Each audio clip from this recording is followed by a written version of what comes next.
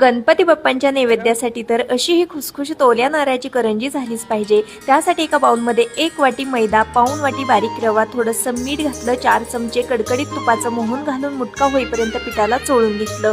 पाव वाटी पाण्यामध्ये कणिक अगदी घट्टसर मौसर मळून अर्ध्या तासासाठी झाकून ठेवली।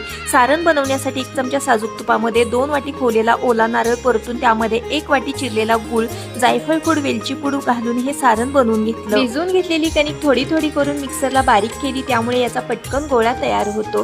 छोटासा गोळा तोडून घेतला, तेल, तूप किंवा पीठ न लावता याला लाटून घेतलं। अगदी पातळसर अशी पारी बनवली। पारीच्या कडेने थोडंसं पाणी लावलं, त्यामुळे करंजी पटकन चिकटली जाते। यामध्ये भरपूर सारण भरलं आणि या करंजी ज्या कडा आहेत त्या मिटवून घेतल्या। डेकोरेशन करता फोर्कने याला डिझाईन काढून घेतली। तेल मीडियम हीट वरती गरम केलेलं होतं, यामध्ये करंज्या अलटून पलटून दोन्ही बाजूने तळून घेतल्या। खुसखुशीत ओल्या नारळाच्या करंज्या तयार आहेत। व्हिडिओ आवडला असेल तर लाईक